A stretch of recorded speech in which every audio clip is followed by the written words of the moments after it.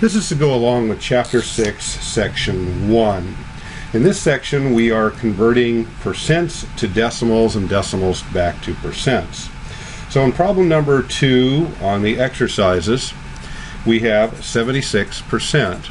Well, the rule basically is to change the percent sign to a decimal and then move it 2 spots to the left.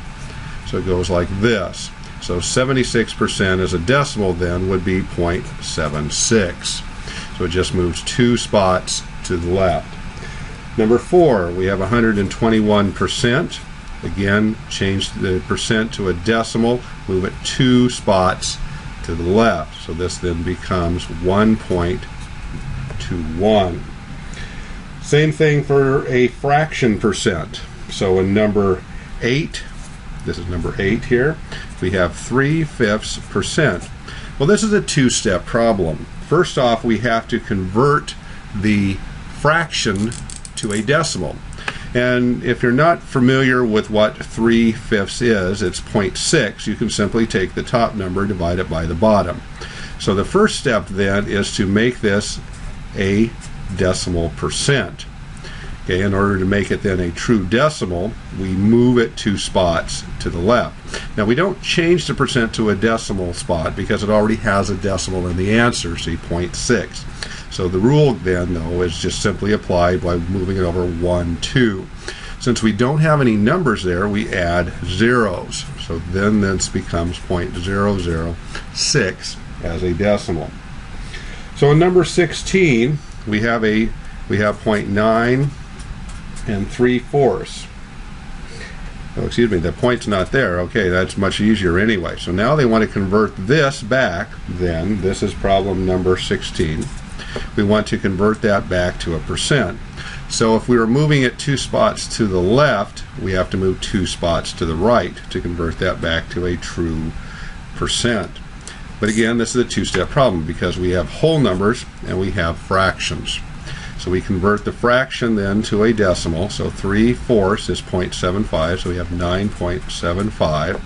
And then of course the rule then is to go ahead and move it 2 spots to the left and add the percent sign.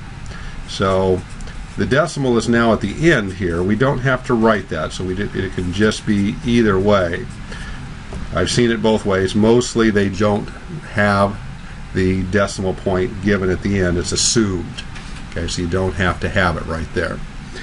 Okay, let's take a look at something that makes things a little bit more fun.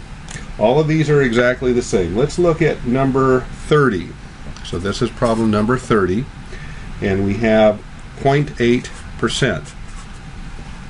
So again, we're going to move it 2 spots to the, that's right, to the right. So we go 1, 2.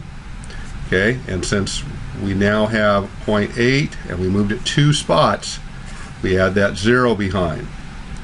Okay, and we change it to a percent, and the decimal goes away.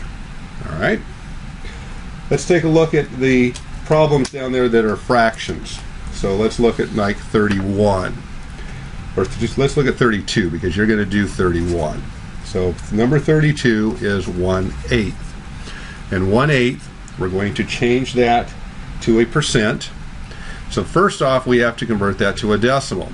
So if you're not sure what it is, simply take the top, divide it by the bottom. So 1 divided by 8 is 0.125. Okay, and again, the rule is to move it 2 spots. Okay, so 1, 2, so it becomes 12.5%. Okay, all of these are exactly the same on this. Just simply, if you're not sure how to convert the fraction to a decimal, simply take the top divided by the bottom.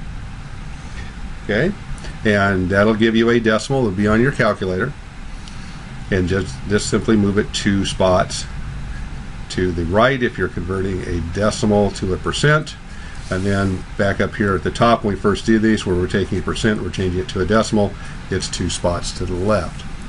Okay, so just go slow and easy on those and have fun.